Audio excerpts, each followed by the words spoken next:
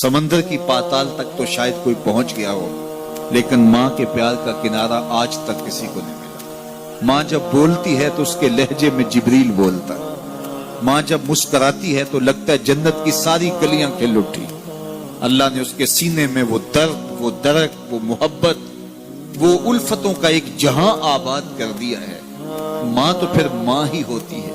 उसके सीने में रखा हुआ प्यार तो एक अजीब कायनात है।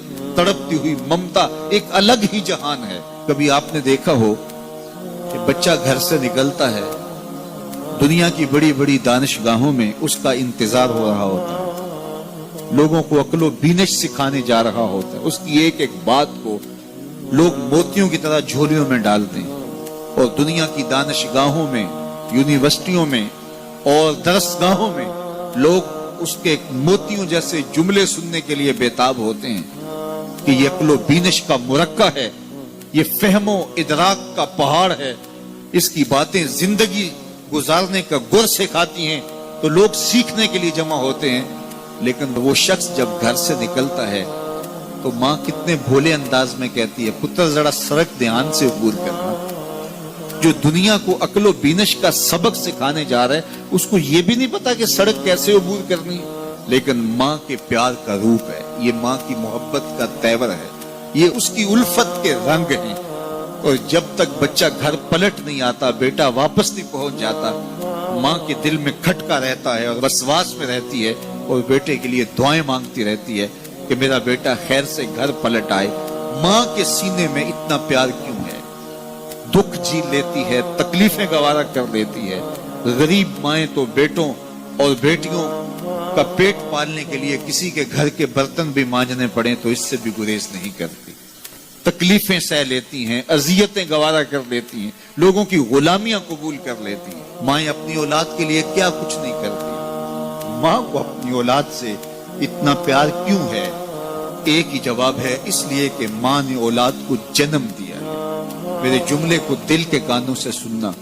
जिस माँ ने जन्म दिया है वो इतना प्यार करती है, तो जिस रब ने खलक किया है वो कितना प्यार करता है। जन्म देने वाली के प्यार का ठिकाना कोई नहीं, तो जो खलक करने वाला है उसके प्यार का अंदाजा कौन कर सकता है? तो माँ गवारा नहीं करती कि मेरा बेटा भूखा रहे, तकलीफ में रहे, बेटा भूख में तड़पे, तो माँ बेचैन हो जाती है। तो जो 70 माओं से ज्यादा प्यार करता है उसने कैसे गवारा कर लिया कि मेरा बंदा भूखा रहे?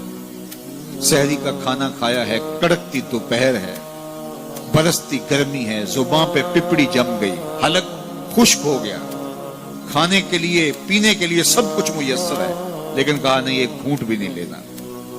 वुजू करते भी एहतियात करना है, हलक से नीचे कोई कतरा उतर ना जाए, कुछ खाना भी नहीं। 70 माओं से ज्यादा प्यार करने वाले रब ने ये कैसे गवारा कर? इस मसले को समझने के लिए फिर दोबारा माँ की आगोश में आना पड़ेगा। बेटा बीमार हो गया, माँ डॉक्टर के पास ले गई, उसने दवा तजवीज की, सिरप लिखा, वो कड़वा था, बेटा पीता नहीं। माँ ने जबरदस्ती उसको लटा लिया, उसका हलक खोला, मुंह खोला, उसमें कतरे सिरप के टपका रही है। बच्चा चीखता है, रोता है, लेकिन जूजू वो कतरे हलक से नीचे उतरते जाते हैं, माँ के चेहरे पे तमानियत आती जाती है। क्या माँ सफाक हो गई है? नहीं। माँ की ममता छिन गई? नहीं। वो जो बेटे की आंख में आंसू नहीं देख सकती थी, वो तड़पते हुए बच्चे को देख के मुतमईन क्यों है? क्या माँ की ममता रुखसत होगी? जवाब नहीं। तो फिर क्यों माँ इतनी खुश है? कहा बेटा नहीं जानता, माँ जानती है। चंद लम्हों की तकलीफ है, कुछ लहजों की कड़वाहट और तलखी है, लेकिन ये सिरप जब मैदे में उतरेगा तो नतीजा शिफा की सूरत में बरामद होगा। माँ की निगाह इस कड़वे सिरप पे नहीं, माँ की निगाह नतीजे पे है। कहा 70 माओं से ज्यादा प्यार करने वाला रब तुम्हें बहुत प्यार करता है, लेकिन भूख और प्यास इसलिए गवारा करवाई जा रही है, लअल्लकुम तत्तकून, इसका नतीजा तकवे की सूरत में बराबर। तुम्हें इत्तिका की दौलत मिलेगी, तुम तकवे का नूर पालोगे। इसलिए महीना एक मौका है, एक फुर्सत है। हम इस फुर्सत को गनीमत जाने और अपने नफ्स को काबू में करें। रोजा हमें बहुत कुछ सिखाता है, इससे वो सब कुछ सीखें और अपने मन को संवारने की कोशिश करें। तो जब हम तकवे की दौलत पालेंगे तो रोजे का मकसूद हासिल हो जाएगा।